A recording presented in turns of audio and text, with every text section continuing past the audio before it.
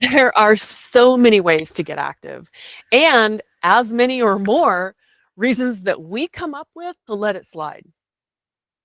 When the original QL crew started, most of us were nowhere near the recommended 150 minutes of activity per week.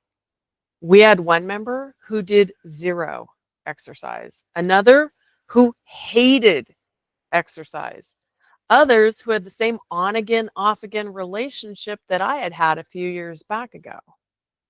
Where are you? If you tracked how much you moved last week, were you surprised? Positively or negatively? Did you have more or less minutes in your typical week? Did you discover opportunities to move more? Regardless of where we're starting from, our job is to find what we like and what works for us in terms of time and money, but more importantly, individual fit. If we truly don't know of any physical activity that we like, then we're going to have to get creative. Now, if we look around our neighborhood, we might see people walking, throwing a ball for their dog, biking.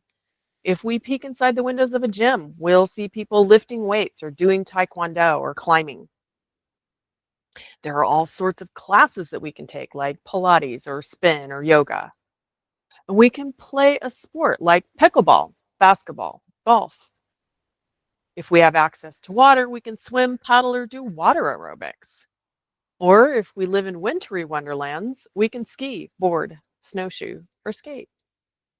And if you enjoy any of these or other such activities and you have the means to take them up, I encourage you to give them a try. We know in our heads that these options are available, but I want to focus on what's in our heart, our gut, and our butt when we're glued to the sofa or our desk chairs. For me, in my worth 10 minutes discovery stage, driving to the gym ate up twice my 10 minutes. So that didn't work for me then. It still doesn't. We each get to start where we are right now, not when we find a pickleball league or when the weather changes, right now. So, what can you do right now? Can you walk up and down the stairs or a hallway repeatedly? Can you put down a towel on the floor and do some core exercises? Can you do jumping, tapping, or punching jacks? Can you build a snowman or throw snowballs at a stump? Can you do the hokey pokey or the chicken dance? And I'm honestly not joking. I realize that some of you may not be fans, but I have never been able to do that silly dance without my face hurting afterwards from grinning like a fool. The chicken dance is 3.5 minutes long. The hokey pokey is just over 3. And if you toss in the hustle, you've done 10 minutes covered in grin-worthy dances. Don't like these? There's a whole list of catchy dance tunes in the resources below. I've been listening to Aserejé, the Ketchup song, while I write these notes, and I can't sit still in my seat. You can get a great core and arm workout just by dancing in your seat. Now, I recognize not everybody loves a dance party, so let's keep thinking along these same lines. What were the playground games that you begged your elementary school teachers to let you play at recess?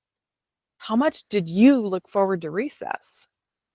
So let's reframe physical activity and exercise into fun. And let's start with 10 minutes of fun.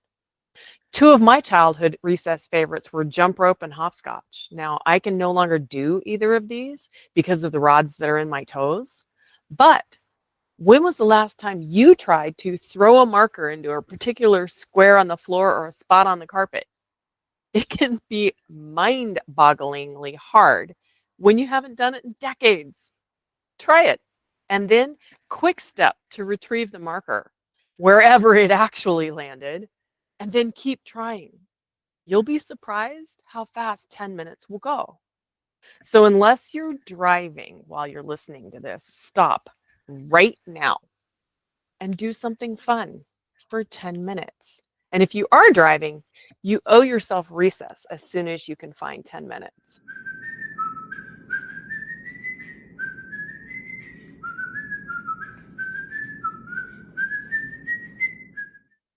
After recess, we'll plan for fun.